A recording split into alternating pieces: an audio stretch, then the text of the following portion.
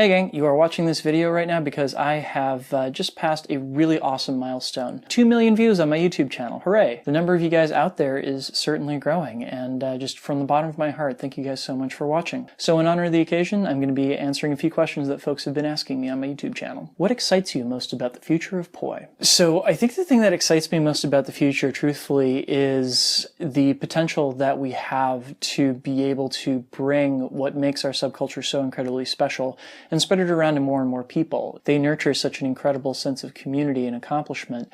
And I think that these are values that the rest of the world could really use, and the positive effect that it's going to have on other people's lives because of it. Where can spinning poi take somebody in the form of a career? So it depends on if you want to do it full-time or not. If you want to do it full-time, we're still kind of figuring out what that looks like. You can sell props, you can teach, you can perform, you can put on events, you can do any number of things. You can also take a lot of what you're learning from the flow arts and, use it to approach other careers. I've talked to at least one person in the past year who, got into math by virtue of spinning poi, and that became her career. She's now going to get her PhD in mathematics because of it, which I think is really, really cool. That's a hell of a way to start an incredible career. There's a lot that we do that can be applied to other things, business, engineering, mathematics, teaching, any number of other things. It doesn't necessarily have to be spinning. Sometimes you can find out something really important about yourself through spinning. Are there no more month and flow videos? So there's a short answer and there's a long answer to this. The short answer is that they're a royal pain in the ass to edit, but you can help me bring them back by helping to support me on Patreon. Okay, so here's the long answer, and it has to do with my production process. I have a really, really active travel schedule, and so in order to be able to upload 2 videos a week, I essentially have to do all of my filming in one day, and then the editing kind of gets spread out over the course of a month, right? Now, this is a problem when it comes to the month and flow because I have to have all the videos that I want to cover. I have to have something intelligent to say about them. I have to shoot my narration, and I have to edit and publish it all in the span of like 5 days. And unfortunately, when I have a really, really active travel schedule, it's incredibly difficult to be able to keep that up. I want to bring back the month and flow too, and I think I've figured out how. I want to hire out my friend Teddy Petrosky to edit my videos instead of me. The way that you can help me do this is by supporting me at patreon.com/DrexFactorPoi. This is now one of the goals set up on that site. You can sign up to support us for as little as $1 a month, and what those dollars will go to is paying Teddy to edit my videos, and that will free up enough time that I should be able to still be able to do the narration every month and pass off the responsibilities for editing and publishing to Teddy. So, if you like the month and flow, help us bring it back by going and supporting us at patreon.com. What are some of your favorite fire festivals around the States? Oh God, make me choose my favorite child.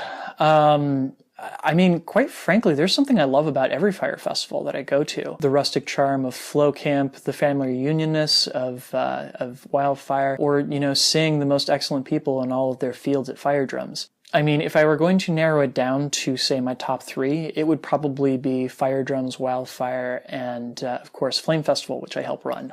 Do you plan on organizing your library of videos? Perhaps on a web page? Have you ever plateaued?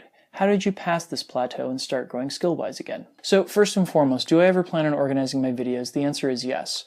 It is one of the goals on my Patreon right now. It is a huge effort, though, because I have hundreds upon hundreds of videos, and to be perfectly honest with you, I've forgotten what's in most of them. It is going to be a long-term task, but yes, it is in the works. Have I ever plateaued? Yes, absolutely. Many, many times. In fact, I would argue I'm probably in a plateau right now. There are days when I don't know what I want to practice. There are days when I don't feel that terribly inspired, but I always come at the practice still, because ultimately the practice itself is the reward, not the skill that you happen to get down in a particular day. Above all, don't think about progressing with the tool as being a series of I got this and I got that. Think of it as being, I put in my work today, and, thank yourself for having done that, because it's good for you. It's good for your mind. It's good for your body. Tell us about how to bring flow from being this thing I love to this thing I am. So first and foremost, I'm going to say that you probably should not be seeking to make flow arts or anything at all this thing that you are. Having multiple creative pursuits is actually really, really good for any artist.